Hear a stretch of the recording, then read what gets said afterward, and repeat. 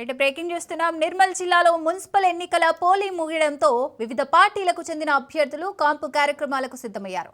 ఖానాపూర్ మున్సిపాలిటీలో పోటీ చేసిన బీజేపీ అభ్యర్థులు ఎమ్మెల్యే ఇంటి నుంచి బస్సులో బయలుదేరారు.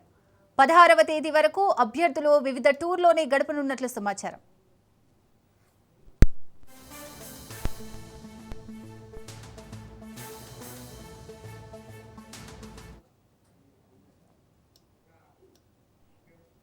నిర్మల్ జిల్లాలో మున్సిపల్ ఎన్నికల పోలింగ్ ముగియడంతో వివిధ పార్టీలకు చెందిన అభ్యర్థులు క్యాంపు కార్యక్రమాలకు సిద్ధమయ్యారు.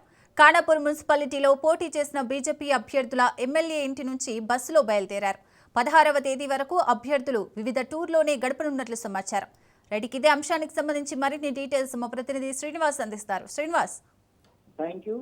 నిన్ననే మున్సిపాలిటీ ఎన్నికలు ముగిసడంతో రేపు ఎలక్షన్ లో రిజల్ట్ రేపు ఫలితాలు వస్తాయి కాబట్టి ఈ క్యాంపు రాజకీయాలు అయితే ప్రారంభమని చెప్పొచ్చు. మొట్టమొదటి ఈ క్యాంపు రాజకీయాన్ని బీజేపీ పార్టీ లేపిందని చెప్పొచ్చు.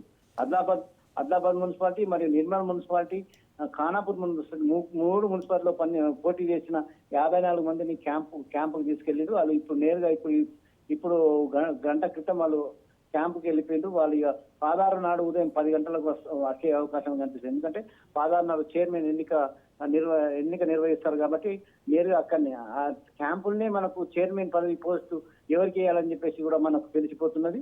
అక్కడనే డిసైడ్ చేసుకుని వచ్చే అవకాశాలు ఉన్నాయి. ఇదే సిద్ధాంతాన్ని కూడా కాంగ్రెస్ పార్టీ కూడా చేసేటట్లు మనకు కనిపిస్తుంది.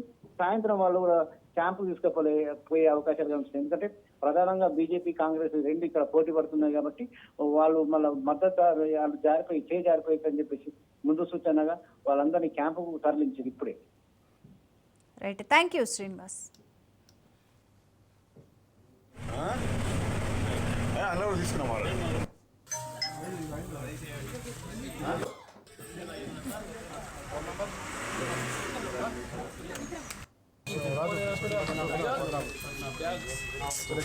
అరే బంటి